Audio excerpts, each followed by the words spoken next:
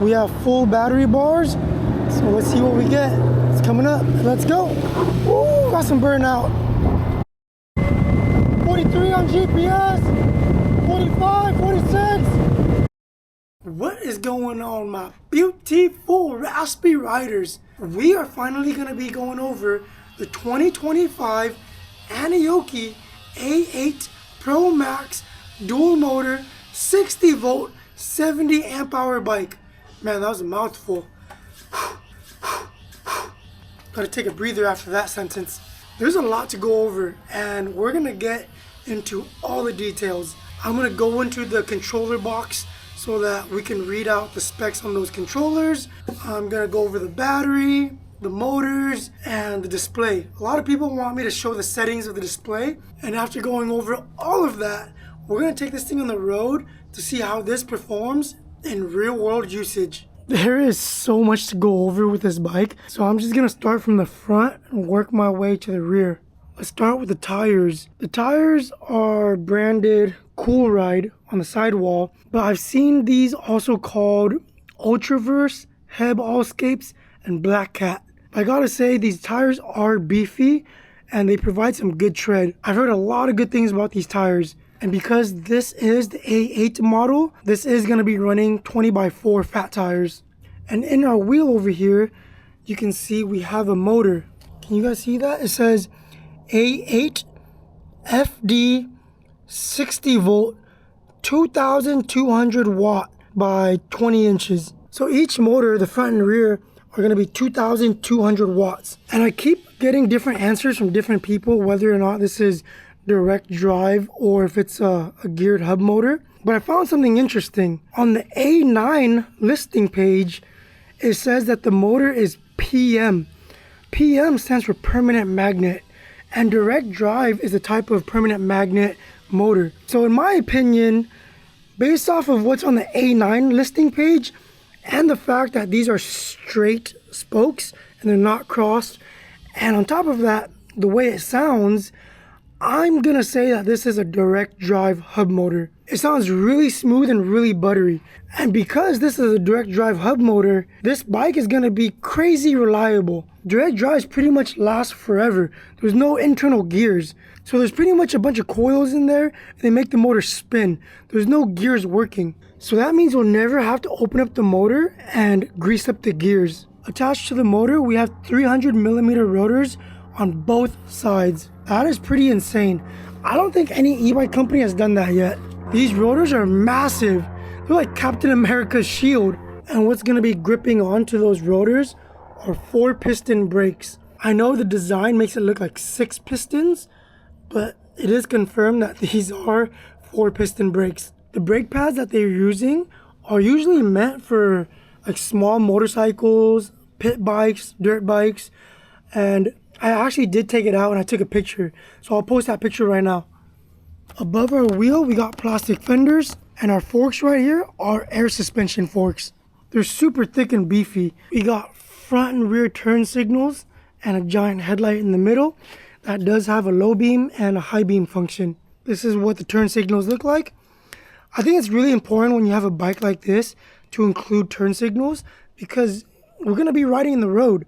This bike is powerful enough to keep up with cars. In order to turn on the light, you have to hold down the plus button on the keypad, and you can switch from low beam to high beam. This headlight does have a speaker integrated into it, so that's where our horn's gonna be coming from. It is pretty dang loud. I'm pretty sure cars will be able to hear us with that horn. Moving on up to our handlebars, we got some rubber grips over here. Our brake levers, we have our switches, we got the hazards, we got our low beam, high beam, turn signals, and our horn. Next to that is gonna be our reservoir for the hydraulic brake fluid. Right over here, we got our keypad with plus and minus buttons to shift through our pedal assist and our speed modes. And then this button right here is not for on and off, but it's to change from dual motor to single motor or front motor or rear motor. At first glance, you would think it's to turn on the bike, but it's not how you turn it on. The way you turn on the bike is by pressing this battery button right here. You hear the controller, they're on now. and then you press the lightning bolt button right here twice. You hear it beep, and the display will say hello. Aniioki. If you want to turn the bike off, all you gotta do is press the unlock button once.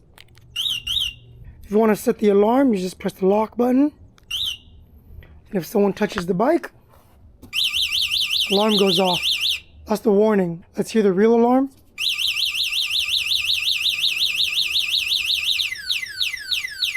Alright, and then to stop that, you just press unlock. Okay, let's turn the bike back on. Hello, Aniioki. And now, let's take a deep dive into the display and go through the settings. I'm going to move this bike to some shade so you guys can see the display easier. As soon as we turn on the bike, you can see it starts recording. That's a pretty cool function. You never have to press on or off. It just automatically records for you. Our display shows a little Bluetooth icon right there. That shows that we're paired to my phone. And once it's paired, we can play music. I'm not going to play a song for very long because I don't want to be hit with a copyright infringement. But I'll play something real quick. Here's some Bon Jovi real quick. So the sound isn't crazy loud, but it's loud enough so that if you're cruising at like 15-20 miles per hour, you will be able to enjoy some music. That's a really nice feature to have. The display shows our miles per hour, and over here is our pedal assist modes and our speed levels. Changes colors, and it looks like level 5 is the highest we can go. Over here shows us our battery bars. We have 5 out of 5 battery bars. We can go further into the display settings if we tap this button right here. And we see record, so we click that. It shows us our camera. The camera is built into the display. You can see it right over here. So you're going to want to aim this display correctly so that you can see in front of you. Now if we click onto the video icon right there, it'll say stop background recording. Video is being recorded in the background and viewing the recording will stop recording in the background. So we press OK. And now it'll show us all the videos that our camera automatically recorded when we turned on the bike. Now we can go into the music setting. And it just shows us that our phone's connected and if something is playing. It doesn't show us the actual song. So if we want to play the music, we don't have to go into our phone. We can just press this check mark. Now, the actual settings. The first one says loop recording. If we click that, it'll give us an option for 1 or 3 minutes. I'm just going to keep it at 1 minute because that's what the bike came at. Next up, the backlight brightness. Then we got mileage unit. We have a sleep time. After 10 minutes, it looks like our bike will shut off and go to sleep. The battery will stay on though because that button is pressed down. We also got gear mode. Let's click gear mode. We have the option to do 3 gear mode or 5 gear mode. I prefer 5, so I'm going to leave it at that. We have automatic cruise control. Some people might get confused and might wonder what's going on. When you're riding this bike and you have that throttle pinned for around 6-7 seconds, the cruise control will automatically kick in and your hand does not need to be on the throttle anymore. The bike will keep running. Some people, for the first time, that'll really surprise them and they're wondering why their bike is still running. It's because the cruise control is on. So if you don't like that setting, you can go into automatic cruise control and you can choose open or close. I have mine closed for now. The next one says reset setting. Looks like you can set your mileage to 0 or do a factory restore. I'm going to go to return. And then below that, we got format SD card. Format SD card, if we press that, it'll say, warning, all data on the card will be erased. So I guess that's how you go into your SD card and you delete all the videos that your camera was recording. So I'm going to press OK because I want to delete all that. Next up, we got system version. Let's move on from that. Device information. This will show us our device name, Y60A04EB. System language. Can we change the language? We can do Chinese or English. 2 options. Nice. We'll keep that on English. Battery voltage setting. Let's go to battery voltage setting. And it shows us that we're at 60 volts. Can we change that? Looks like we can change that to 52, 48, and back to 60 volts. Now, I'm not sure if this bike can actually take 52 or 48 volts because of our controllers. I'm not sure if our display just allows us to work with 52 volts and 48 volts, or if the bike can actually take other batteries. I'm not sure why we would want to go down, because 60 volts is going to be way better anyways. So I'm going to leave it at 60 volts. Next up, speed setting. We can change our wheel diameter, our speed limit setting, and speed display ratio. Our speed limit setting says kmh 41. 41 is the highest we can go, so I just left it at that. Let's go to return. Next up, I know guys, there's a ton to the settings. If you guys can see, it says 14 out of 19. So if you guys are getting bored with just the display settings, go ahead and skip forward. Next up, we have boost starting intensity. It's currently set to level 3. We can go down to 2, 1, or 0. Of course, I'm going to leave that to 3 because I want to feel the strongest amount of torque if that's what it's controlling. Next, we got booster magnetic disc type. I'm not even sure what that is. Booster magnetic disc type allows us to change it from 12, 8, and 5. I'm going to keep it at 12 because that's what the bike came at. Next up, PWM setting. I had to look in the manual to see what PWM stands for, and it does not say. It just says PWM setting. The default PWM value for the first gear is 45. And it talks about the second gear, the third gear, the fourth, the fifth. It doesn't really show what PWM stands for though. I'm not going to mess with that. If I don't know what that is, I'm not going to touch it. So we're going to get out of that. Next up, it gives us the option to bind phone. I've tried this already, and I'm going to show you guys what happens. We click that, and it looks like there's a QR code to scan to get into the app, right? So I'm going to go into my phone's camera, scan that QR code, click that link, and this is what shows up. No results found. So it looks like we cannot connect to the display. Power on password. You can put a password to this bike.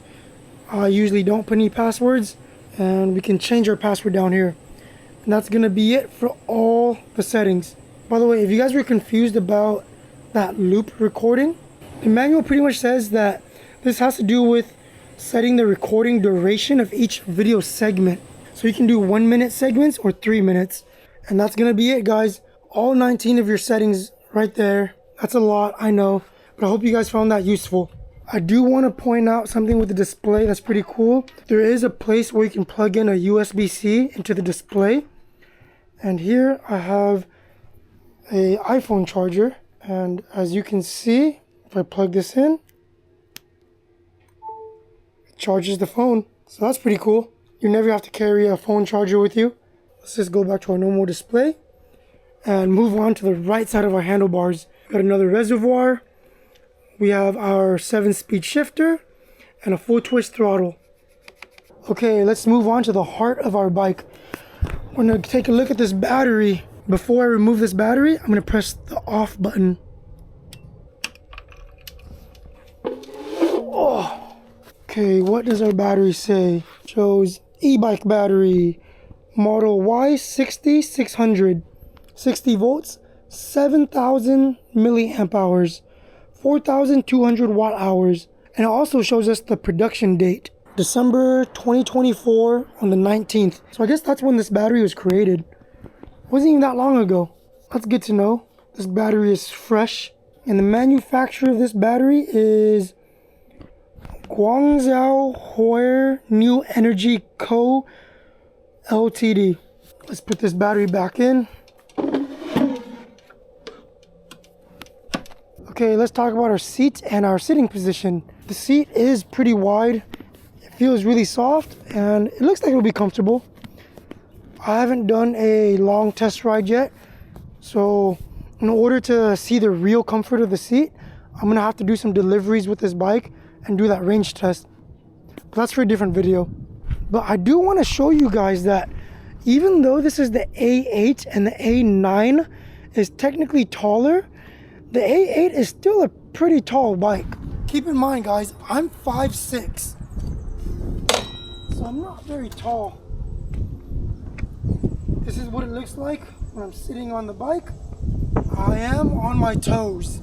When I come to a stop, I'm probably just gonna end up doing the one-legged lean. If I do the one-legged lean, I can't keep a whole foot on the ground. So it's not too bad. While we're on the bike, might as well show you the suspension.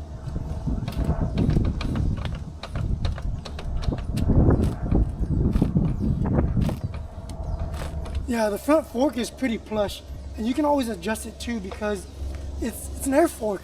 You can either put more air or reduce the air. Right there is perfect for me, so I'm just gonna leave it at that. The moment you guys have been waiting for. It's time to open up the inner controller panel. Oh wow, those controllers are pretty thick.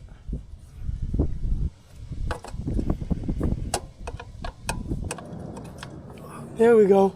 It says brushless DC motor controller, voltage 60 volts, maximum current 35. I wonder if our controllers can turn on if I disconnect one of the motors. Let me disconnect the front one, see if it can still turn on. Hello, Aniioki. It's turning on. Is there going to be some type of error? Yep, it shows error 36. Can the rear motor work? Oh, interesting. The rear motor works. Interesting. What happens if we go to front motor, even though I disconnected the front motor? Let's see. Oh no, it won't. I'm pressing the power button to change it to dual motor and nothing changes. But the rear motor is still spinning really quickly. So the rear motor still works. Do our lights still work? Does everything else still work? Oh, the light still works. Oh my goodness. How about turn signals? Yep. All right, now that we're done looking at the controller, let's move on to the other side. This is our 52 teeth chainring. It's fairly large. We'll probably be able to feel resistance up to 25 to 30 miles per hour. And then moving on to the rear. The rear, we have our 4-piston caliper. And what's interesting is that there is 2 hose lines. Never seen that before. That's pretty different. I'm pretty sure these hose lines connects to the front also. I'm not 100% sure, but I think they all work together. Take a look at this. If we squeeze our front brake lever, our rear caliper actually engages too. I've never seen this before. That is really interesting. Our rear motor is pretty much the same as the front. Same thing with the rotor. The only thing left is back here, the tail light. Looks pretty bright to me. Got our turn signals too.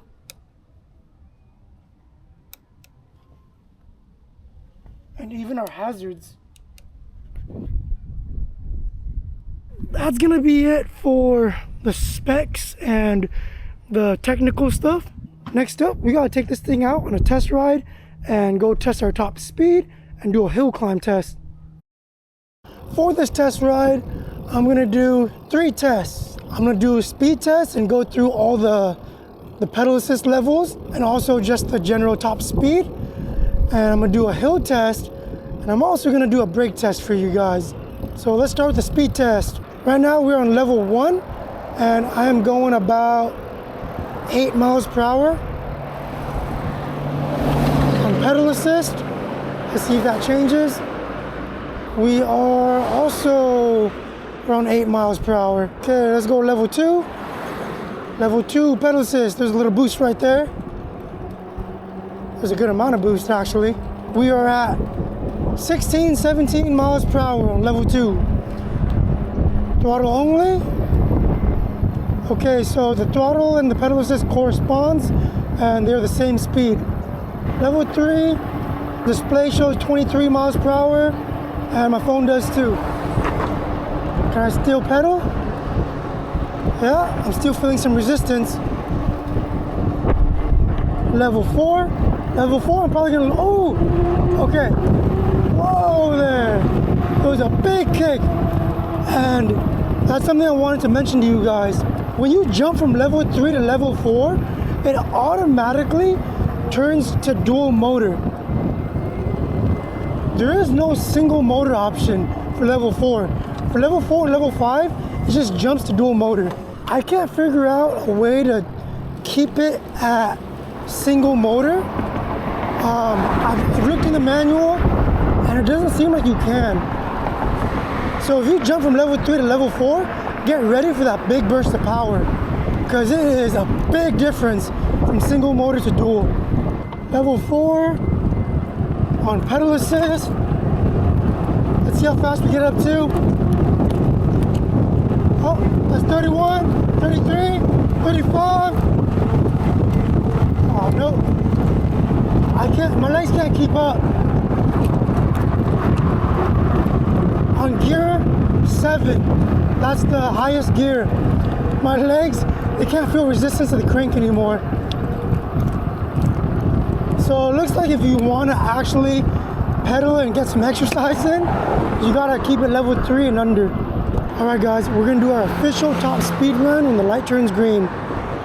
We're on level 5, dual motor mode activated.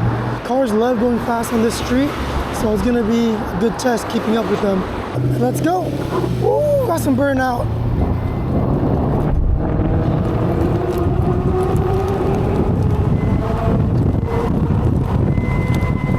Alright. 41 on this, 43 on GPS, 45, 46, 47.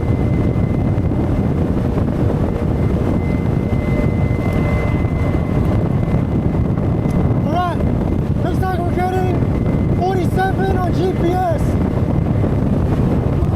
I think we saw 47 on GPS. You know what? I want to go through the tunnel. Let's go through the tunnel, guys. Also, I should point out that I am not tucking. I'm sitting upright so you guys can see my phone and what's in front of me. The tunnel is coming up.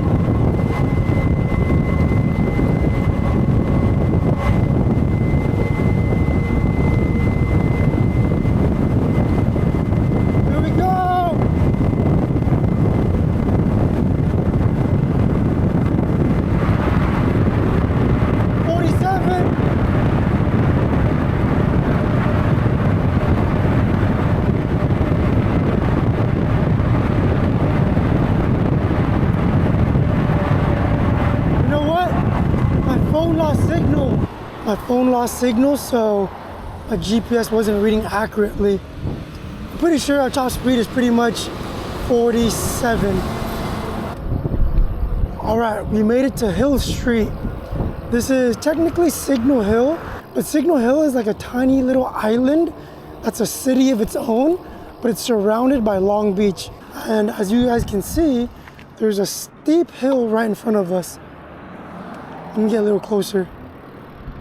It's probably the steepest hill to climb in Long Beach. I've tried climbing this with other bikes before that were stock, single motor, and it couldn't make it. So I pretty much realized that there's pretty much no point in me trying to even climb that hill because almost every single bike would fail. I have a much different feeling today though, because we are on a 60 volt dual motor bike. I think it's fair for us to do 2 tests with this hill. We're gonna do a rolling start, see how well it climbs, and then after we're gonna do a halfway point climb. So we're gonna be on the incline already and then hit the throttle and see if we can climb. All right, let's do our hill climb test. 3, 2, 1.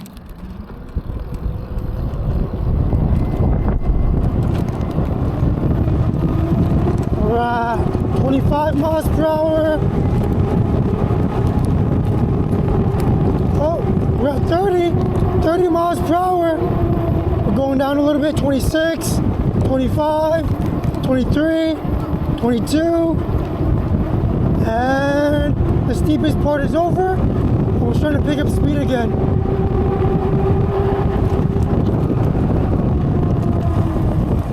So it climbed the hill, no problem. No problem at all. But can we do it if we start on the hill already. Let's go see. 3, 2, 1. Oh, we got some burnout. It's moving. It's moving. Yeah, buddy. Woo!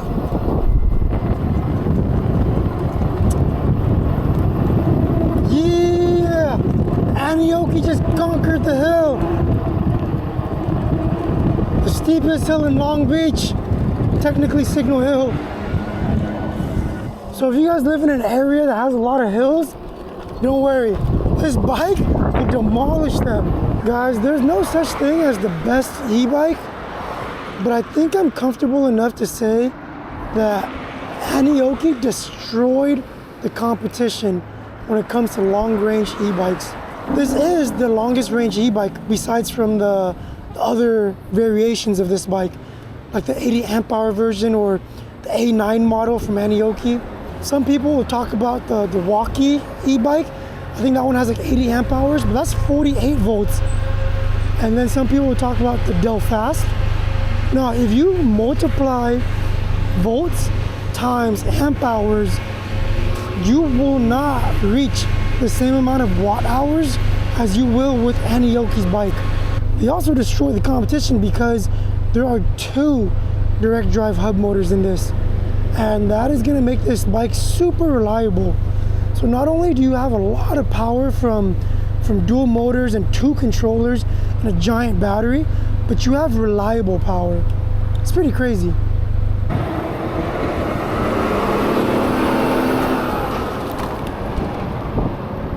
All right, we are at our designating brake testing area, and we're gonna use this stick as the marker. Here's the name of the game. Once I cross this stick, I'm gonna hit my brakes and see how many car spaces it takes to come to a complete stop. We're gonna do one at around 20 to 25 miles per hour, and then we're probably gonna try one at like 30 miles per hour. Our first brake test. 20, 22, 24, 26, and brake. Oh, we definitely skidded right there. That was a big skid. All right, 1, 2, 3, 4. We landed in the 4th parking space. I'm gonna try that again. I locked up the brakes and we just started sliding. That goes to show you how powerful these calipers are. Just locked up super easily. Okay, here we go again. 22, 24, and brake. 1, 2, 3, 4. No, I think it's the same. 4 car spaces. All right, let's see if we can get it to 30 miles per hour now. Try to get 30, or at least close to it.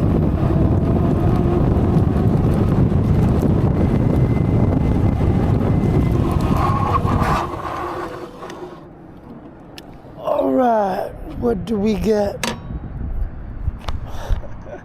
Man, it's so easy to lock up those tires. Those brakes are so powerful. We got 1, 2, 3, 4, 5, 6, 7. We landed in the 7th parking space. The 7th touching the line into 8. I'm willing to bet that if you switch to strictly street tires, you would be able to stop super fast. That's just what happens when you have street tires. You have more rubber on the road. This one's gonna be more like dual sport. So it's gonna be decent on the road and decent on trails and off-road use. Let's see how the suspension is. We're just gonna roll over it nice and slow. Oh, yeah, that's a stiff suspension. So that suspension, it's gonna be good because we're going fast on the road. So it's gonna be more stable with that stiff suspension. But when you hit big bumps like a speed bump, you're gonna feel it. You're definitely gonna feel it. It's like a trade-off, you know? But I would take a stiffer suspension that's more stable at high speed than something that's really soft, because you're gonna feel a little wobbly on the road. All right, let's head to the park and finish off with our closing thoughts. All right, guys, let's finish this video off by going over some pros and cons. Let's start with the cons so we can finish off on a good note. I really wish that this seat could be adjusted a little bit lower. I feel like it should. Like, I don't know what's going on in here, this part, but I feel like they could shorten that down by a couple inches. I'm 5'6", and the recommended height for this bike is like 5'3" to 6 foot something. If you're 5'3", I'm pretty sure you're gonna have a hard time riding this bike. The second thing is, I wish this stem wasn't welded onto the handlebars. On my AQ177 Pro Max, the handlebar is bolted onto the stem, and that means that you can adjust the handlebars to bring it closer to you or farther away. Again, this is probably just a preference thing because I'm short and I got little T-Rex arms, but I would prefer it if I could bring the handlebars just a little closer to me. But it's not the end of the world. I can ride with it fine. That's just a preference thing. Now let's go over the pros. There are a lot of pros. I don't even know where to start. But right now my eyes are looking at those tires because I like the way they look. So I will just say that the tires are beefy and they're going to be way more puncture proof than any of the tires that usually come on e-bikes. These are pretty much the same tires that YouTuber e-bike guy used when he reached like 100 miles per hour. So I know these tires are solid. I really like that this bike pretty much comes ready for the street. You got a big round headlight in the front and turning signals front and rear. If you're like me and you're gonna use this bike for food deliveries, that is something that is really useful to have. It's a fast bike. It's over 45 miles per hour. You're gonna be riding with the cars. That means you're gonna have to let them know when you're changing lanes or turning, or at least you should let them know. I know not everyone uses the turn signals, but you should. It gives them a warning. The display can play music and has a dash camera. Come on, that's pretty crazy right there. You can listen to music while you're cruising by the beach or on a little trail and you're going slow, and you can be recording in case something happens. Let's talk about my favorite aspect of this 2025 A8 model. Everyone knows that this is a beast of a battery. 60 volts, 70 amp hours. There's nothing like it. I'm not going to talk too much about it because I am going to do a separate range test with DoorDash, Uber Eats, and Grubhub. But I will just say that it's one of a kind. You can do a lot with this battery, and this battery will let you ride until you're sick of riding. You'll get tired before this battery goes out. Now, aside from the battery, my favorite aspect about this bike is probably those motors. It's super quiet and it's buttery smooth. I'm pretty sure those are direct drive hub motors. Direct drives are gonna be pretty much maintenance free. So you're pretty much gonna be able to ride this bike pretty much forever without any maintenance to the motors. So that's pretty much gonna be it for this video. Like I said, stay tuned for the range test. It's gonna be coming out in probably a couple weeks. If you guys are interested in this bike, please click that link in the description. It helps me out a ton and helps support the channel at no cost to you. And I'll also put a $50 discount code in the description as well. So thanks for staying with me till the very end. If you guys have any questions or comments, leave them down below. Please give this video a thumbs up and a like, subscribe if you want, and I'll catch you guys in the next one. Peace.